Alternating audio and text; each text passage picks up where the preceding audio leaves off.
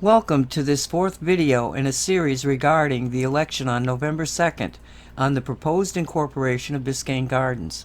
My name is Nancy Hopkins, working with the Biscayne Gardens Against Incorporation Political Action Committee to bring you these informational videos. This video is entitled, Who is Behind Incorporation? Jean Monestime was elected in 2010 to represent District 2, which includes Biscayne Gardens. He is the first Commissioner of Haitian descent having immigrated as a 17-year-old. When his current term ends, Monestime will be termed out and not eligible to run again. Without Commissioner Monestime, incorporation would not have been brought to a public vote. It is disappointing incorporation has been pushed forward based upon a 7-year-old plan released by the Biscayne Gardens Municipal Advisory Committee.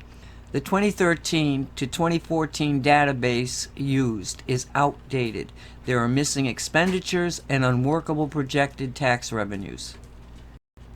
While Commissioner Monestime is the governmental representative pushing incorporation, President of the Biscayne Gardens Chamber of Commerce, Bernard W.H. Jennings, has made himself the public face of the movement to incorporate. He co-founded the Chamber of Commerce in 2015 and established the Biscayne Gardens Brighter Future PAC to promote incorporation. Mark Sell, a Miami Times contributor, stated in his article on August 13 that Jennings, quote, has even drawn up a sample city charter with a 5-member council, a strong city manager government, and district representation. He has all but declared himself mayor, end quote. Miami-Dade Planning Advisory Board is also behind the incorporation. In the middle of the pandemic, they had a public meeting by Zoom, not in person, but by Zoom, on September 30th, 2020. Myself and dozens of others signed up for this Zoom hearing to speak against incorporation. When you registered, you indicated what side you were on and if you were there just for information. I received a confirmation of my registration dated September 21st.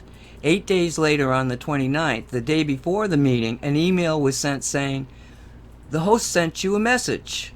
Due to technical difficulties, the Planning Advisory Board meeting you have registered for is being rerouted, and you will be receiving a separate email confirming your registration to the meeting with a new link. If you will be joining the meeting through Zoom, please use the new link to join the meeting. The meeting will occur at 2 p.m. as scheduled." 45 minutes later, another confirmation email came in exactly like the one sent on the 21st, except there was a sent date changed to the 29th. What I and dozens of others did not know was we were no longer on a list to speak. We did not find that out until they suddenly said there were no more listed to speak. A brief discussion transpired and the board voted to have the Miami-Dade commissioners hear the proposition. I clearly remember the exchange the planning board had during the discussion segment regarding the need to have a special election that would cost $94,000 to arrange. They decided the expense was not warranted and they would recommend to the Miami-Dade County Commissioners to consider a vote to incorporate be made during the midterm elections that would cost nothing. When Commissioner Monestime's motion to incorporate came up for consideration by the Miami-Dade County Commissioners on September 1st, it was to hold a special election instead of the midterm election, as the Planning Committee said it would recommend. During the Commissioners' discussion, the subject of special versus midterm election came up. They decided to go with a special because those proposing incorporation had been working so hard for the last year, per Commissioner Monestime's reason to rush the election. That decision is unfortunate due to another subject that was brought up in the same discussion.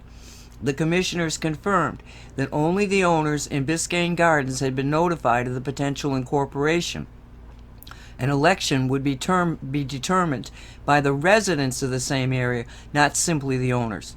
The vast majority of voters had not been notified of a potential election. Based upon our recent canvassing of various sections of Biscayne Garden, those voters have still not been notified.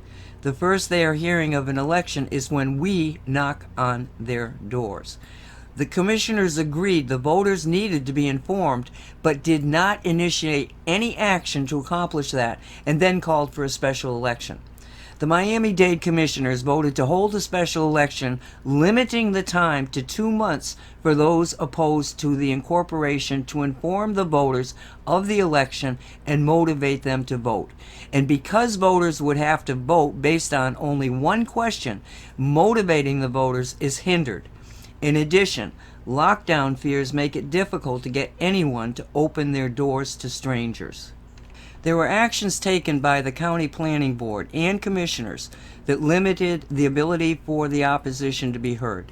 Without hearing our voices, the county has allowed the upcoming election. But the only reason those decisions were made is because Commissioner Monestime pushed for a special election and backed an outdated, incomplete, and unworkable plan presented by the Jennings Group. We will now go to the Biscayne Gardens Steering Committee website to see what they are listing as advantages of incorporation. Jennings is a member of this group promoting incorporation. Other websites associated with Jennings and incorporation do not seem to be working. So what are they saying is an advantage from incorporation? Well, 1. Community policing. Dedicated police officers to the area that will get to know our neighbors rather than county policing who only dispatch here and leave. Their plans are for a police department of 37 sworn police officers and 6 civilian support staff officers, compared to the 60-plus county officers who currently patrol Biscayne Park. And note, Miami-Dade County prides itself on extensive training and backup, like helicopters and SWAT teams, for their police department. No thank you, no thank you. I like the county police. Let's jump to number 3 and get that advantage out of the way. It says, we won't have to rely on the county to do things like maintain our streets, sidewalks, and street lights. This sounds expensive. Currently, Biscayne Gardens receives more in county services than covered by our taxes. The county spends $13 million and we pay less than $10 million in taxes. I vote we stay with the county and save ourselves some $3.4 million. Let's go back to number 2. We get local control of our statutes and ordinances, which will improve our property values. I have learned from decades of dealing with governmental agencies, from the U.S. Department of State to the county. It is not statutes, it's not ordinances that rule. It is the interpretation of those laws that matter. It is critical to have good people in charge of following the rules. This advantage is just rather silly. And in the same vein, number 4 is an illusion, because the same people citing advantage number 4, which is, quote, we will have a voice as to the future of this community, certainly did not demonstrate that giving the voters a true voice was important. Commissioner Monestime and Jennings pushed their agenda during the pandemic, agreeing to a Zoom call versus an in-person public hearing, and many dozens of people were prevented from talking. At the county commission hearing, Commissioner Monestime did not raise an objection when the commission chairman suggested the estimated 100 citizens asking to be heard, pro and con, in the chamber be taken last. The majority of citizens in the chamber who had been there since 9:30 a.m. were disrespected, and many prevented from speaking because they could not wait until 4 p.m. to talk. And when the proposal was finally heard, Commissioner Monestime sat silent while Commission Chairman asked if there was any objection to limiting the comments from 2 minutes to 1 minute. Monestime sat silent. Jennings took advantage of the pandemic to push his agenda with Zoom calls. No one except the voters cared about having a voice as to the future of this community. Those who would lead us into a new city, either actively or by not doing anything, prevented the voters to voice their objections. And if I had a say, I would not spend $94,000 paid for by the county taxpayers unless we lose, and then the new city would have to pay for it. That would be you and me. Do you see any advantage to incorporation? Vote no on November 2nd. Wait, you yell. What about the threat of annexation? We have a full video on the main fear reason being pushed for incorporation, which is annexation. In summation, Annexation is not a good financial decision for surrounding cities. If it was, it would already have been attempted. Jennings' unrealistic plan doubles at 4 mil our current county taxes that are 1.9 mil. The three cities that could annex any part of Biscayne Gardens, North Miami Beach, North Miami, and Opelika, are almost 100 years old with extensive infrastructure, and yet they have a millage rate of 3.2 to 5.8 mils higher than that proposed by Jennings' 4 mil rate. Jennings is working with data 7 years old that was a pipe dream then. It's a pipe dream now, with lumber and steel running 200 to 300 times more than the cost in 2020. The fear of higher taxes is real for either annexation or incorporation. Staying with the county is our best option. Some have been yelling fear annexation for 18 years. They may still be yelling it 18 years from now.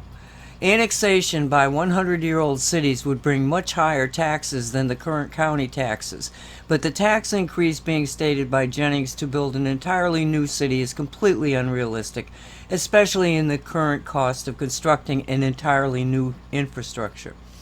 No one is beating the drums about annexation except those pushing for incorporation. And even if it comes in the future, we would be better off with established century-old cities with higher taxes than a new city with a budget that is so outdated as to be laughable. Please see our video with more details regarding annexation versus incorporation. There are links below in the discussion. Please do your research and vote on November 2nd. Join us at badtax.net by signing up for email updates and information on how you can participate in saving our neighborhood. And see our other informational videos. You can see the links there on badtax.net. Political advertisement approved by and produced at no cost by Nancy Hopkins for Biscayne Gardens Against Incorporation, 12864 Biscayne Boulevard, apartment 231, Miami, Florida 33181. Early voting can be conducted between October 23rd and October 31st at the Golden Glades Branch Library, 100 Northeast 166th Street, 33162.